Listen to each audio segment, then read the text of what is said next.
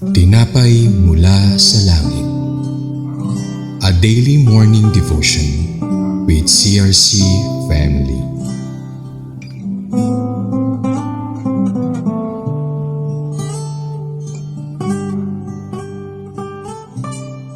Magandang umaga sa bawat isa. Ako po si Pastora Ginger Orsales mula sa CRC Calamba Daughter Church at samahan niyo po ako sa ating programang Tinapay mula sa Langit, ang ating pang-araw-araw na devotion ng salita ng Diyos. Bago tayo magsimula, samahan niyo po ako sa isang maikling panalangin. Praise God, Hallelujah Jesus. Maraming salamat po sa umagang ito na kami po ay binigyan niyo ng panibagong oportunidad upang kami ay makapag-aral ng inyong mga salita. Sa umagang ito, humihingi kami ng knowledge and wisdom upang lubusan naming maintindihan ang inyong mga salita. Itago niyo po ko sa inyong likuran upang ikaw lang ang mataas sa umagang ito. Maraming salamat. In Jesus' name we pray. Amen. Sa umagang ito, ang ating pagkaaralan ay matatagpuan sa Numbers 3 verses 14 to 20 na pinamagatang The Command to Number the Tribe of Levi. Samahan niyo po akong basahin ang salita ng Diyos sa verse 14. The Lord said to Moses in the desert of Sinai, "Count the Levites by their families and clans. Count every male a month old or more."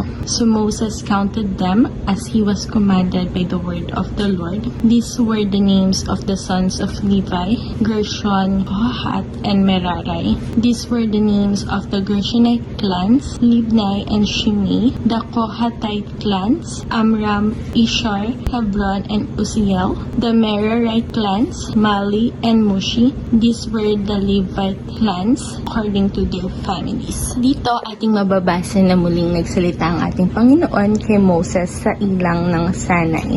At siya'y sinabihan nito na bilangin ang angkan ni Levi nang naaayon sa kanilang sambahayan at ang mga lalaki ay bibilangin mula isang buwang gulang pataas. Kung ating mapapansin, ang census na ginawa sa tribe ni Levi ay iba kumpara sa ibang tribes kung saan ang mga lalaki ay binilang mula 20 years old pataas. Ang census ay ginagawa upang bilangin ng mga tao na ihahanda sa isang kahaharaping gawain. Ang ibang mga angkan ay inihahanda para lumaban sa digmaan mula sa Israel, habang ang angkan ni Levi naman ay sinet aside upang maglingkod sa ating Panginoon at maging tagapangalaga ng tipanan. Tulad ng mga Levites, tayo ay pinili ng Panginoon para siya ay ating paglingkuran at wala siyang pinipiling edad dahil lahat tayo ay may kakayanan para paglingkuran siya. Ang mga Levites ay tinaguriang priestly tribe,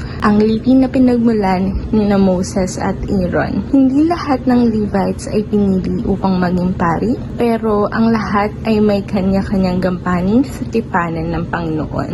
Ang mga anak ni Levi ay pinangalanang sina Gershon, Kohath, at Merari. At matatagpuan naman sa verses 17 to 20 ang pangalan ng kanilang mga anak base sa kanilang angkan. Tulad ng kung paanong hinati ang angkan ni Levi para sa gawain sa tipanan na mababasa natin sa mga susunod na verses, ganun din tayo sa panahon natin ngayon. Hindi man lahat ay tinakda upang maging reverend or pastor, pero ang bawat isa sa atin ay may kakayanan upang magampanan natin ang purpose na itinakda sa atin ng Panginoon. Meron sa atin biniyayaan ng talento upang maging parte ng music team, meron naman tinalaga para sa evangelism, meron namang itinalaga sa Sunday school at iba pa.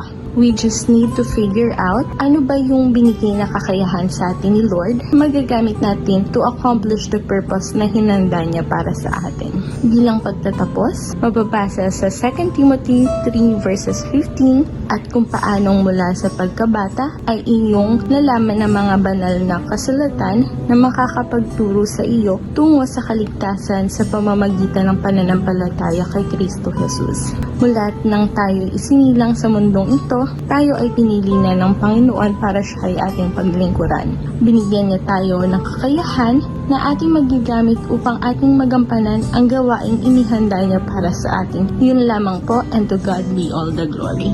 Bilang pagtatapos, samahan niyo po ako sa isang panalangin. Lord Jesus, maraming salamat po sa mensahe na ibinigay niyo sa umagang ito, kung saan inyong pinakita na hindi nakabase sa edad ang paglilingkod sa inyo. Lahat kami ay binigyan niyo ng kakayahan na purihin ka. I pray na ang mensaheng ito ay tumimo sa puso ng bawat isa at magkaroon ng application sa buhay ng bawat isa. Ibinabalik na po namin sa inyo ang lahat ng pagpuri, pagdakila at pagpapasalamat na nararapat lamang po sa inyong pangalan. Maraming salamat. In Jesus' name we pray. Amen. Salamat mga kapatid sa inyong pakikibahagi sa programang ito. Lagi natin pagbulay-bulayan ang salita ng Diyos upang maging lubos ang kaunawaan natin dito. Muli niyo po kaming samahan sa araw ng bukas dito sa ating programang Tinapay Mula sa Langit. Malayang mag-share ang video na ito upang marami pa makarinig ng salita ng Diyos. Maraming salamat. God bless you all.